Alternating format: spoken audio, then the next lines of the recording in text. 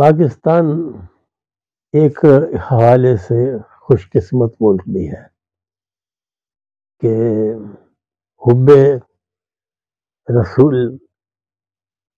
اس کے صنف نعت کے اندر ایسے نمایاں ہوئی کہ اس نے اس صنف کو ایک مزاج بخشا۔ نعت پہلے کبھی نظم میں کہی جاتی تھی، پاکستان نے تو اس کو ایک شکل دے دی اور باقاعدہ غزل کے اسلوب میں نعت کہنا ہمارے اردو، پنجابی اور دوسرے نعت نگاروں کا ایک وسیلہ اور طریقہ بنا۔ اب ہم غزل کے اسلوب کے اندر نعت کہتے ہیں، وہی 2 مصرعوں کا ایک شعر۔ تو پھر یہ کہ کوشش اب لوگ یہ کرتے ہیں کہ اس کے اندر نئے خیال، نئے مضامین لانے کی سعی کی جائے۔ صرف یہ نہ ہو کہ میرے مولا بلا لو مدینے مجھے، کیونکہ مدینے تک جانا، مدینے کو دیکھنا، اس شہر مقدس کی ہوا میں سانس لینا جہاں حضور صلی اللہ علیہ وسلم کے قدموں کے نشان ہیں، جہاں انہوں نے اپنی زندگی کے شاندار لمحات، جبکہ وہ دنیا کے نظام پر اثر انداز ہو رہے تھے، وہ وقت انہوں نے گزارا۔ تو مدینہ تو مسلمانوں کے خوابوں میں آباد ہے۔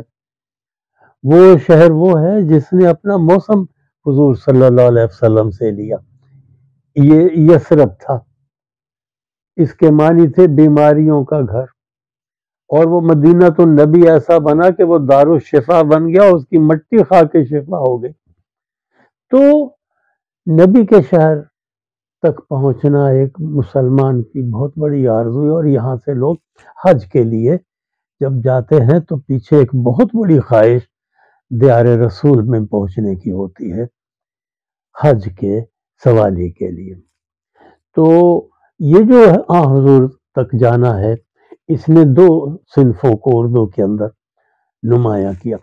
ایک تو نعت نے، جیسے کہ میں نے بتایا، یہ دوبارہ ایک جنم لیا یہاں پر ہمارے ہاں، ایک سوری حیثیت، جیسے میں نے بتایا کہ اس نے تغزل اور غزل سے لی، اور دوسرا میں نے یہ بتایا کہ اس کے اندر اس نے نئے معنی آفرینی کی گئی معنوی طور پر۔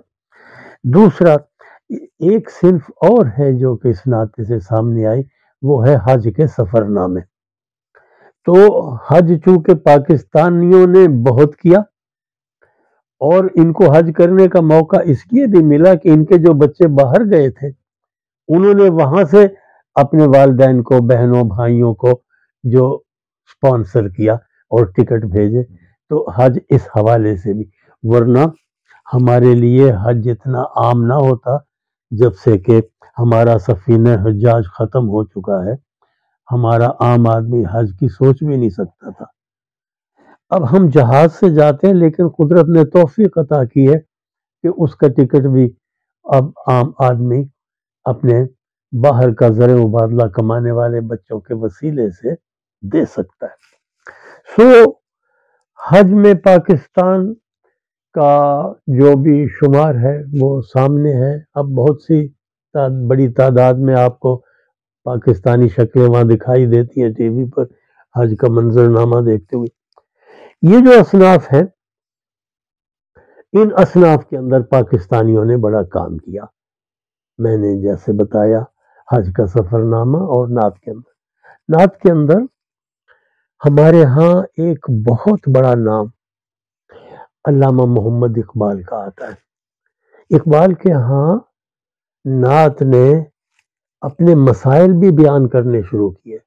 ہمارے جو دکھ ہیں، ہم نے وہ بھی حضور کے آگے رکھے اقبال کی زبان سے، ہمارے اجتماعی دکھ بھی اور ہمارے انفرادی دکھ بھی۔ اس سے پہلے ہم صرف انفرادی مسئلہ اپنا بیان کرتے تھے، تو اقبال نے اس کو قومی مسائل بیان کرنے کا وسیلہ بنایا۔ اور کیسا کیسا اقبال کے پاس سلیقہ ہے! فارسی نعت کے اندر تو وہ ایسے مقام پر پہنچ جاتا ہے کہ حیرت ہوتی ہے۔ تو بر نخل کلی میں بے محابہ شعلہ ریزی तुबर शम्ए यतीमे सूरत परवाना में आई, खाजे मन निगाहदार आबरुए गदाए खेश, आंके विजुए दीगरा पुरनकुनत प्यालेरा। तो ऐसी सरमस्ती भी है और ऐसी नियाजमंदी और ऐसी आजिजी भी है और वो नरमी भी है जो कि नात का असल मिजाज है कि किस अजीम दरबार में पेश हो रही है नात। इसका इकबाल को जगह जगह ध्यान रहता है। अपने वो मसाइल को बयान करते हुए इसका ध्यान रखते हैं कि अल्लाह के साथ तो जैसे भी शिकायतें कर लें, लेकिन हुजूर के सामने एक और तरह से बात करनी है, उनका दिल न दुख जाए। इकबाल ने हमारे यहाँ एक रविश नात कहने की भी आगाज की। ये नात कहने की रविश जो है, जैसे मैंने अर्ज किया, अपने मसाइल को बयान करती है, ये इज्तिमाई मसाइल को बयान करती है और ये फन के हवाले से कोई किसी तरह से कॉम्प्रोमाइज नहीं करती।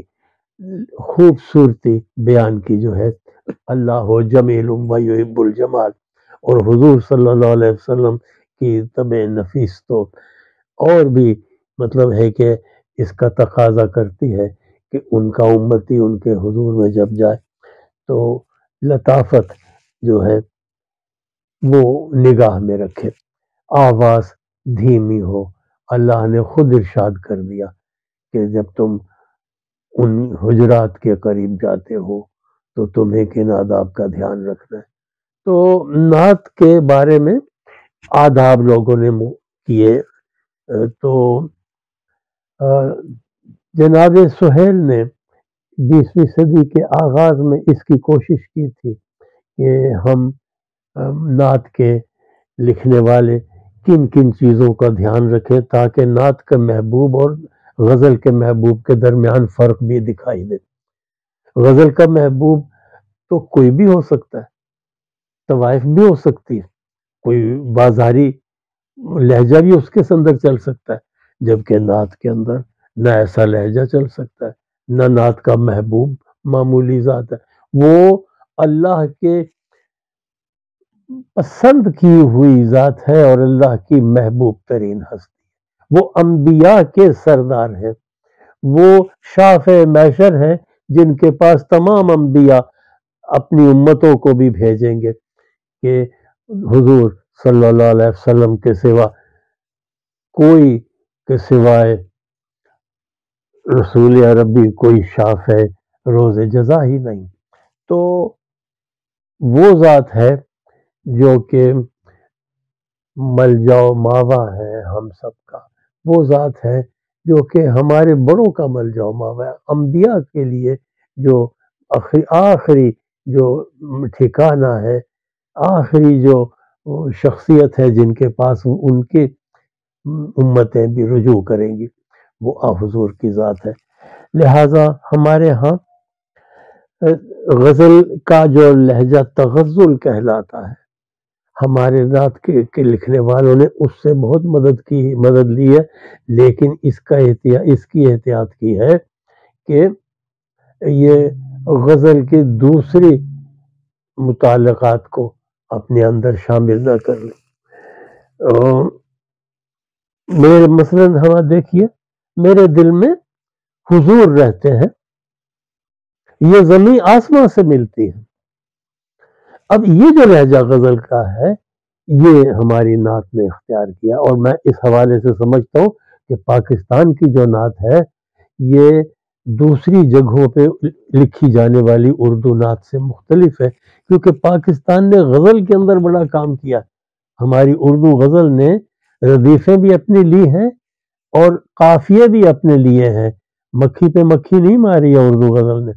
हमारी गज़ल का शायर अपनी रदीफ काफिया ही नहीं, अपना बयान भी और लाता है, और इन्होंने अलामतें तक बदल दी हैं।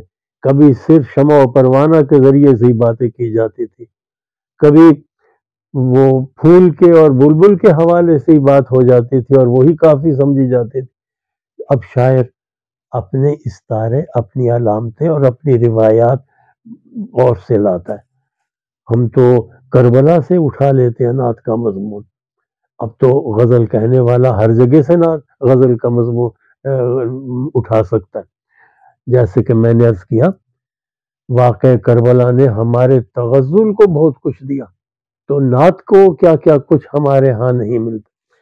لہٰذا ہمارا غزل گو جو ہے وہ نعت کے اندر کافی رستہ بنا چکا، اور ہماری نعت جو ہے وہ اب صرف اپنے ذاتی دکھ بیان نہیں کرتی، اور صرف مدینے آنے کی آرزو نہیں کرتی، صرف روضہ رسول کے دیدار کا سوال نہیں کرتی، بلکہ ان کے ساتھ اپنے اس تعلق کو استوار کرنے کی کوشش کرتی ہے جو مانوی حوالے سے ہمیں اسلام سے جوڑتا ہے، جو مانوی حوالے سے ہمیں امت سے جوڑتا ہے۔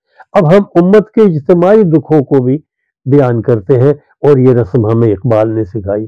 ہمارے ہاں ایک طویل سلسلہ ہے 20ویں صدی کے اردو نعت کہنے والوں کا۔ تو حضرت سہیل اعظم گڑھی کا میں نے ذکر کیا تھا، انہوں نے جس طرح کچھ چیزوں کو نعت کے لیے مکروہ قرار دیا اور کچھ کو نعت کے لیے حرام قرار دیا، ہمارا نعت گو ان چیزوں کو بھی دھیان میں رکھتا ہے اور اقبال کی بڑی نعت کو بھی دیکھتا ہے۔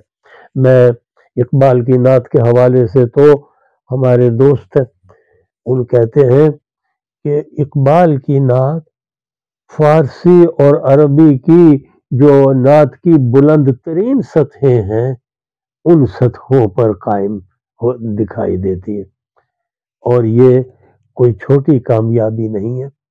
دنیا میں اگر بڑی نعت کہی گئی ہے تو صرف عربی فارسی میں نہیں، اردو میں بھی وہ نعت موجود ہے۔ اب پاکستان کا عام لکھنے والا اسی کو حاصل کرنے کی کوشش کرتا ہے۔ تو ہمارے ہاں